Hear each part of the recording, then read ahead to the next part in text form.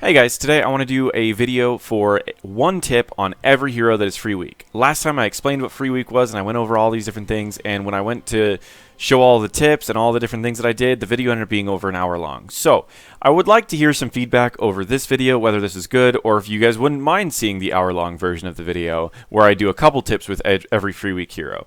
Either way, I'm going to start this off. I want this to be fast as possible. So the first tip that I want to give with Raynor is his Hyperion can be used as a zoning tool. Say there's a fight going on right here, and the enemies are going to be coming in here to join the fight. You can do Hyperion there, and they won't want to come down this way anymore. It's a 12-second zoning tool. A lot of people use Hyperion purely for the siege capabilities, but there's a lot more uses than that. Now I'm going to get into his kind of second tip. Most heroes I'm only going to do one tip, but for this hero I'm going to do a second tip, which is at level 16 he gets an ability where you do more damage to someone who's slowed. So combine that with Arthas, who can permanently slow enemies. You can do a lot of damage very quickly. So let's say both enemies are fighting right now. You can see how fast I can kill an enemy very, very fast. And that's just by combining a couple talents here. Bonus attack speed from your level 1 talent, bonus attack speed from your W, bonus damage from percent health, as well as bonus damage because the enemy was permanently slowed. So yeah, those are the two tips that I can give for Raynor. Now I'm going to move on to the next free week hero.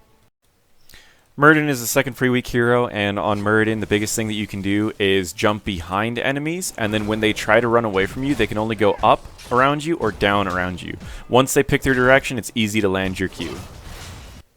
Sonya is the third free week hero this week, and she is a very powerful jungler as well as one of the strongest solo laners in the game. So what I highly recommend is while you're solo laning and you gain an advantage and you're pushing down to the tower, instead of just continue pushing down to the tower and risking that you might get ganked, go and do a jungle or a jungle camp. But when you do a camp, make sure to pop Wrath of the Berzerker if you don't see a fight coming in the next 60 seconds, because the cooldown will start immediately, but it will last for as long as you're doing this camp. So, for example, I'm going to kill this minion first because he's giving spell armor to the rest of the minions. After I kill this minion, I'm going to use my E. But Wrath of Berzerker is going to continue lasting as long as you're gaining rage, and then you will have your Wrath of Berzerker back up faster, as well as it's speeding up the camp. So, effectively, because the cooldown isn't going off, you can go from camp to camp and continue the Wrath of Berzerker cooldown as long as you're still going from camp to camp. So, the best way that you want to deal with have Sonya doing camps is popping Wrath of Berzerker first, and you'll be able to do a lot of camps, get back to lane, do damage while still having Wrath of Berzerker on. And the enemies won't know when you used Wrath of Berzerker to begin with. So let's say you get to lane and they're like, wait, Wrath of Berzerker's down. Well, guess what? It's only down for another 10 seconds because you've already done both of the camps and you still have your Wrath of Berzerker going. So they don't actually know how long your Wrath of Berzerker's going. Alright, on Nazeebo, I have two major tips for him. The biggest thing are both level 4 talents. So, one of the things to look at with his level 4 talent is that he has, let me just pick the frog things. He has two major talents. The first one is if you find that you're often getting harassed by the enemies, picking Blood Ritual gives you 2% of his maximum health and mana back for every minion that you kill. Well, you can use all of his abilities, and getting back 2% of his mana by using all of his abilities per lane will not only make sure that you gain enough life back that you can deal with enemies that are constantly harassing you, but you'll also gain all of your mana back from using all of those. The higher level you get, the more effective this is, because you can just use all of your abilities. It kills the entire wave and you get all of your mana back as well as more health. You don't need to get as close to the fight as I did. The next tip that I want to give is based off of his other level 4 talent, which is Voodoo Ritual. And the higher level you get, let's say for example we're level 20 and I was farming all game, so let's just pick two random talents for now and let's do complete quest. So at level 20 you should be between 150 and 200 for your farming. If you were double soaking, 200. If you were single soaking and diligent, then you'll be at about 175. And if you were just single soaking and having some trouble in lane, you're going to be at about 150. So let's go to 175, which is the quest. That's what you should be focusing for 20. And you will have 5,394 health against an Arthas who has 5,535 health. You effectively have the same health as a tank. So if you are having trouble in lanes, Blood Ritual is good to gain that health and mana back by going from lane to lane without any issues. If you're not having any trouble in lanes, Big Voodoo will give you an end game and turn Nazeebo into a force to be reckoned with. Uther is the next free week hero, and there's two major tips that I want to give. The first tip that I want to give is the fact that he has a lot of health. He has 4,000 health at level 16, while Arthas has 4,700 health at level 16, as well as not just his health, but every heal that he does to an ally also heals himself, making him to where he can be constantly healing himself during these fights. The next tip that I want to share with him is at level 16, you have a double stun with Benediction, because it resets the cooldown of your original stun. You activate Benediction before you use stun, and you will have the stun off cooldown. If you combine this with your level 13 talent, which slows them, I highly recommend holding off on the second stun, because you're going to already have movement speed so you can catch up to him. For example, stun, I can move to the other side of him, and then when the slow is over, I can do another stun. And then if you picked Divine Storm, you can also follow up with another stun. So by yourself, you can do about half of a tank's health, as well as if you go the auto attack talents after your stun, you'll have another stun after that. So practice Uther, try out the double to triple stun at level 16, and you can realize how strong it is in fights. You can be stunning people for a good like 2 to 3 seconds straight, as well as combining that with slows and a variety of other things. It's very powerful. If you're new and you want to pick up Jaina, there's a quick tip that I recommend that's super easy. I have a lot of different Jaina videos as well that explain other tips, like how to always land Ring of Frost and all that. But the tip that I really want to get into here is showing you the benefits of Jaina versus those pesky Overwatch heroes that are constantly jumping in your back line and moving all over the place. So I'm going to use Genji as an example, and I want to show you just really how to use Jaina with that. While we're waiting for that, I want to explain that using E first prepares your Q to do extra damage if you were going the Q build. So simply by placing a water elemental and pressing R on someone like a Genji that's usually jumping around all the time is a great way to drop his health very, very quickly, as well as it gives him a permanent slow, so it's easy to follow up with other abilities. Using this on any fast moving people is great because it constantly leaves a chill on the enemies, and it follows them around and does damage, so you can play a little bit safer while the water elemental is constantly attacking these pesky Overwatch heroes. Karazim is the next free-to-play hero. He's one of the most difficult supports to play because his healing's a little low, and at the same time, he has to be at melee range to do any of his healing or damage. Not all of his healing, his W can be done differently. But the biggest tip I want to share with him is his level 1 power spike, if you pick up Iron Fist, is insane. This is how much damage you can do to someone at level 1. I did about 70% of a Li Ming's health with a single QE. And the reason that this works oftentimes is because even if they try to run away, you have another Q charge as well as your E increases your range. So you can do this, and even if they jump away, you can just jump right back on them and continue doing damage. So early game, you have one of the strongest power spikes because you can do a lot of damage and just continue using Q to make sure that that damage goes off for the entirety of your E. Raynor moves 20% faster than everyone else because of her her secondary trait, I guess. So I highly recommend to always be auto-attacking the enemies, and immediately after auto-attacking, I like to back up if they are not running away, and then at the point that they're running away, you can always chase them and never have it to where they can run away from you. But early in the fight, I like to immediately Q and walk away, and the reason why is because they can never chase you and get anything off. Lunar is one of the most harassing people in the game, and she's a very strong hero to move up in ranks just because the enemies don't know how to deal with her in lower ranks. Ariel is free this week, and the main tip that I want to get is that she just does a lot more auto attack damage, which means that she can gain a lot more energy, even in like earlier levels. For example, I'm going to just attack this this target dummy down here and show you how much energy you gain simply by auto attacking heroes. Now, that's before level 7, and you're still gaining energy pretty fast. But at level 7, let me go in and just pick some random stuff. You can get this talent, which increases your basic attacks to 100% of the damage dealt. You get armor, or not armor, energy, which means that you can get 700 energy within about 6 to 7 attacks because you're doing about 100 damage. So you're essentially gaining all of the healing you're doing to enemy heroes, and those auto attacks are quick. Her auto attack range is pretty long, so it's actually very strong after all of the changes. So this is not just a new player tip, but also another tip. So even if you draft Ariel into a team that doesn't have a really strong damage dealer, her auto attacks can still give her energy very quickly. Alright guys, so there are two tips that I want to share on Tychus. Both of them are pretty easy tips. The first one is that a lot of people like to get in the rhythm, and while in the rhythm is very good into double tanks, bigger they are actually is kind of a stronger Cursed Bullet in my opinion, as it does more damage very quickly, and it also has a lower cooldown.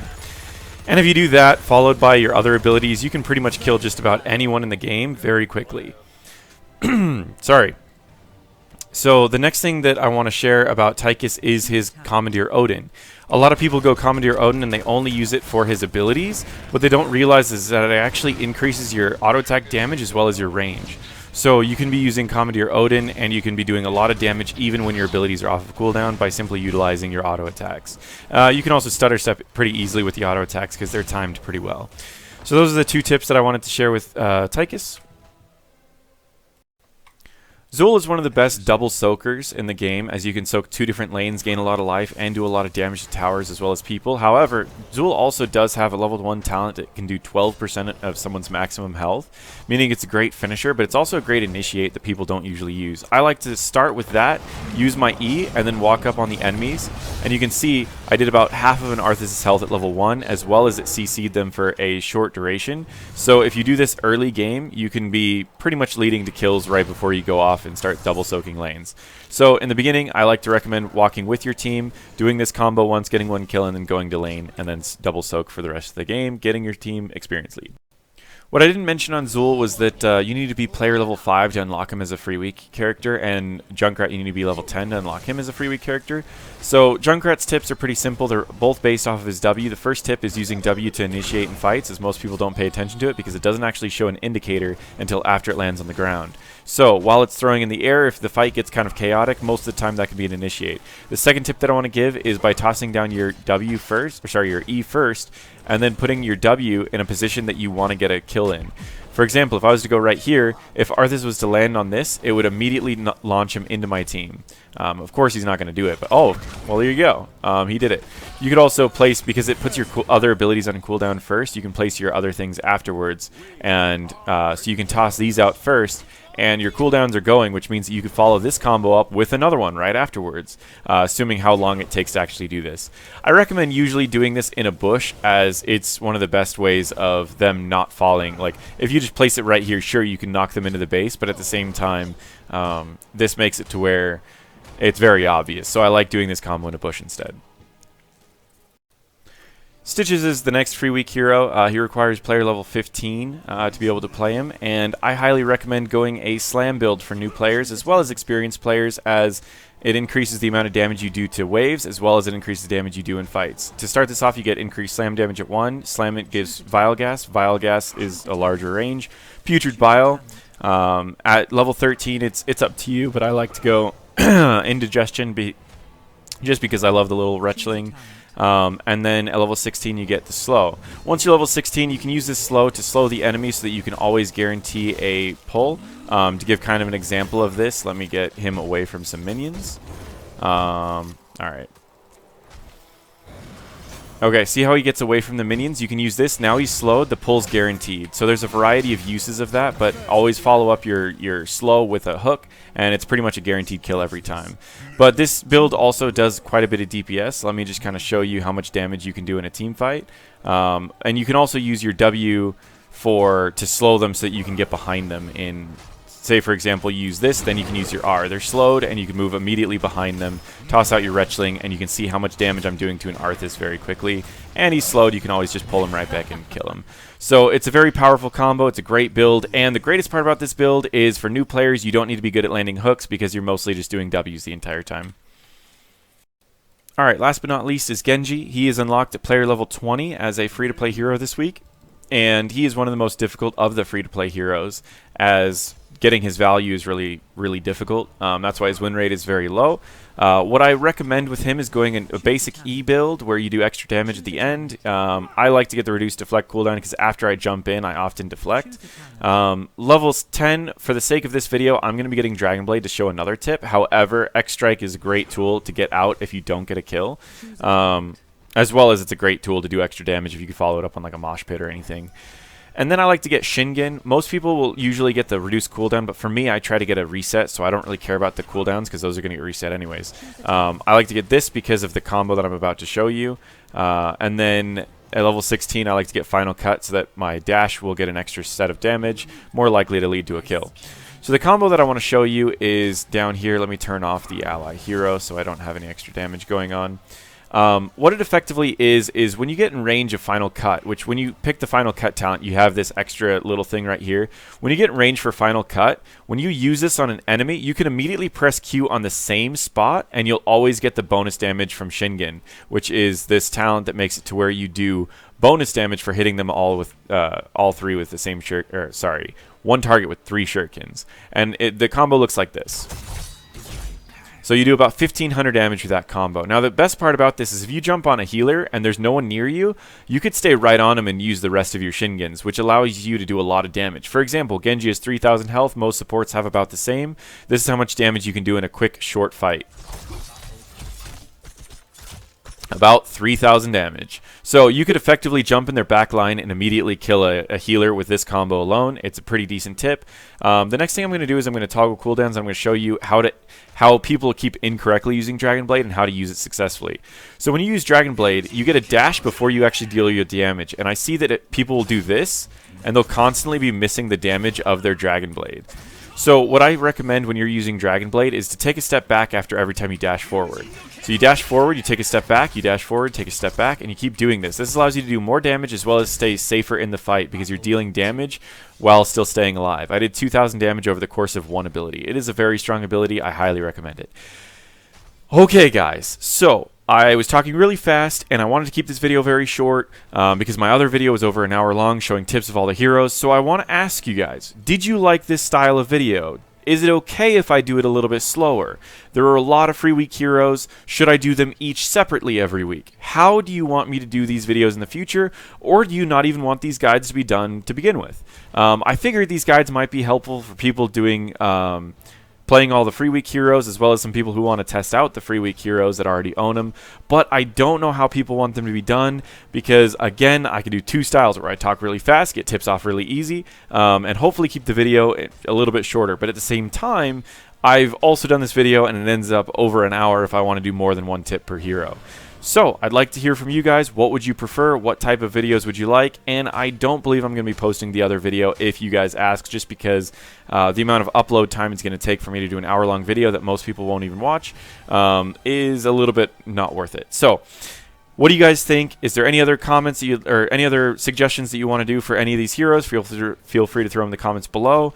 And any other suggestions that you want for this series in particular, throw it in the comments below. Thank you.